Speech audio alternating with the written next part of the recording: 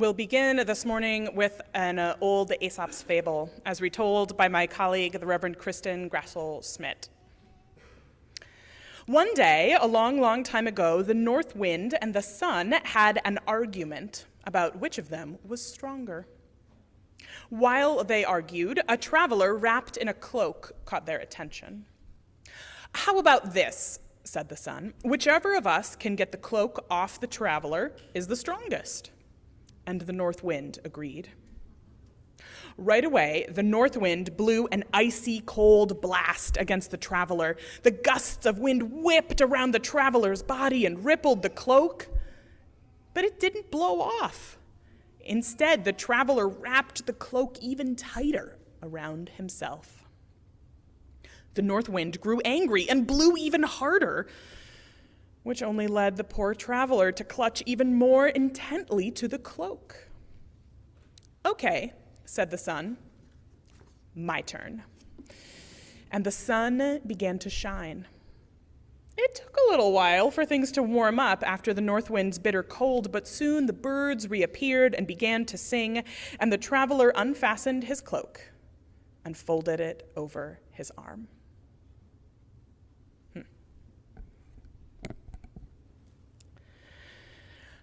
I have a very strange and specific memory of a conversation I had with my wife, Catherine, when our eldest child was about 2 years old.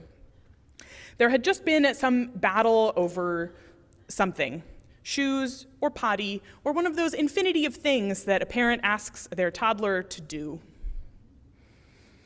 And my wife said something to me to the effect of, "Why are you trying to engage in a battle of wills with a toddler?" A very valid inquiry. To which I responded without thinking. It was just the thing that flew out of my mouth. I said, "Because I think I can win."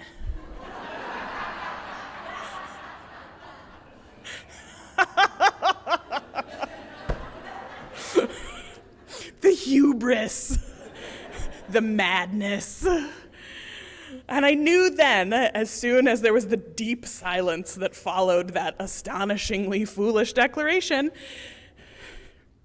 that that was probably one of the most foolish things I had ever said in my entire life, and believe me, it's got some stiff competition. And so I knew that intellectually, right? I knew intellectually that I was wrong, and that there was no way that I could win a battle of wills with a toddler, and that thinking that I should engage in it was itself very stupid.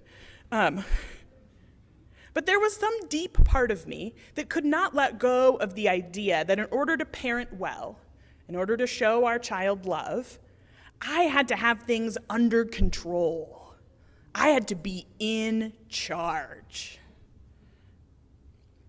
This is a common error among human beings, and perhaps parents especially, that in order for things to be good, loving, and disciplined, there needs to be control. And this archetype of authority isn't something we each have invented in our own imaginations. It's something that we see all around us. And for many people, it has been part and parcel of their religious upbringing. Many of you here today were perhaps raised in religious traditions where the God of your childhood demanded order, obedience, control. That God being your father meant that you had to listen and do what God commanded or else. And I think every parent in this room knows that as soon as the words "or else" come out of your mouth, you've lost the battle already.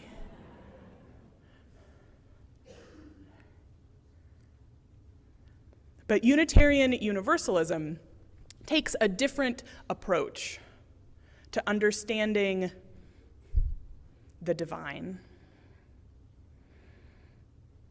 And there has been lots of ink spilled over the ways that that theology of control and obedience has done harm in people's lives and their families. As therapist and ex-evangelical Christine Greenwald writes in her article, When God is an Abusive Parent, if you have ever been a remotely decent parent, you probably couldn't fathom treating your child that way, meaning eternal punishment. Even on your kids' worst days, you know that even if it's tempting to throw them out the window, you would never punish them with torture and refuse to have a relationship with them. If you are a non-abusive parent, you love your children and try to do the best for them most of the time. You understand that punishment is not the key to behavioral change. Torture would never be an option, no matter how badly and unrepentantly they were behaving.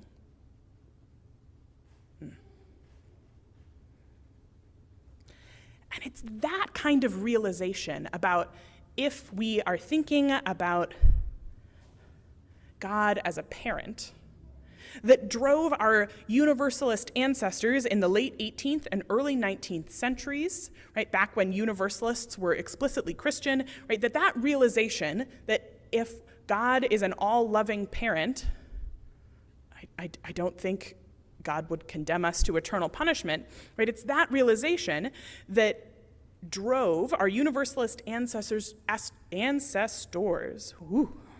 to reject the popular theology of their day, including a fancy old Universalist preacher named Hosea Ballou, whose preaching and works included such rejections of fear-based Christianity and great bumper sticker fodder as religion which requires persecution to sustain, it is of the devil's propagation. And the law of heaven is love. Precursors to love at the center. And so over the decades and the centuries, since Hosea Ballou was starting stuff and stirring things up in New England, we have come a long way in our practice of love as Unitarian Universalists.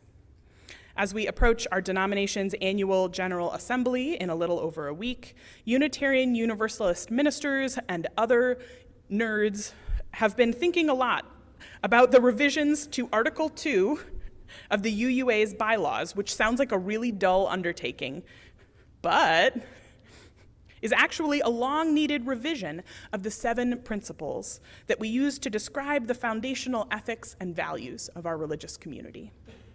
And this proposed revision, which will be voted on later this month by thousands of Unitarian Universalists who will serve as delegates from their congregations, let me know if you'd like to attend this all-virtual gathering and serve as a delegate, centers love as the foundational value that guides our communities.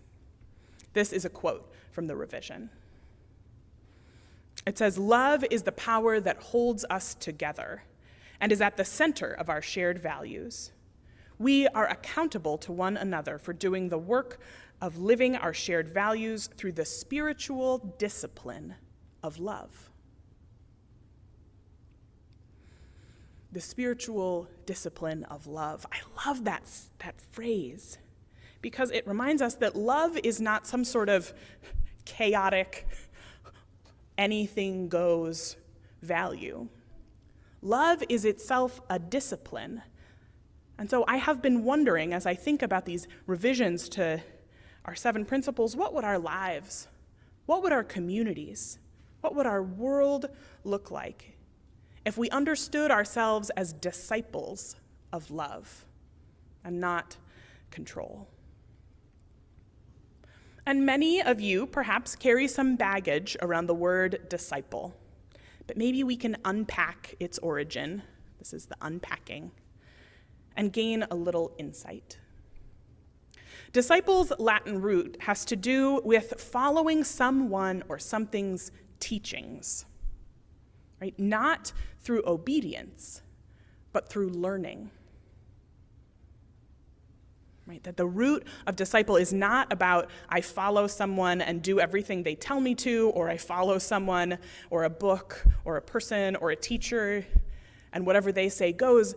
That disciple or discipline, it is about a practice of learning. And so when I read this call in the revision to our principles to practice the spiritual discipline of love, to become a disciple of love, I experience it not as an invitation to obey some law, some other thing, some other person, some other being, but instead to commit to a lifetime of learning from the practice of putting love at the center of my community and my life.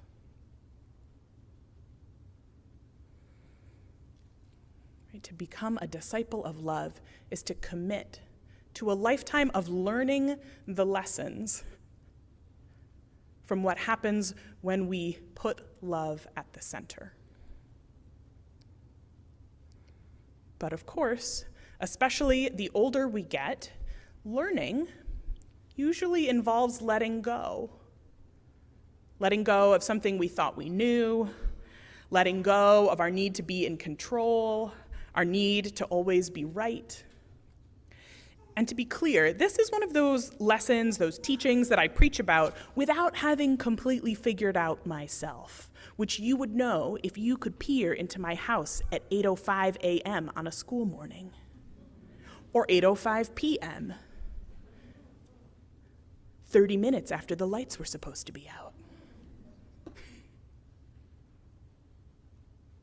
And so with a little more humility than I had when I declared that I was going to win a battle of wills with a 2-year-old, I want to invite us to imagine a community where we are all, each of us, disciples of love, committed to a lifetime of learning from what it means to center love rather than control or order or obedience.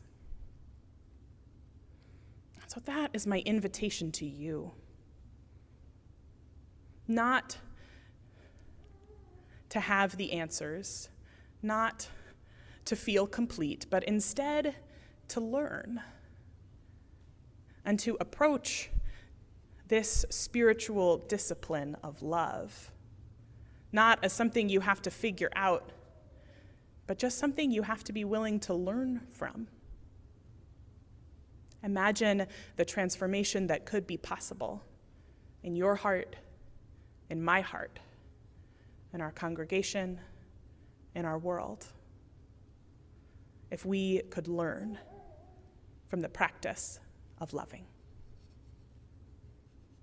May it be so.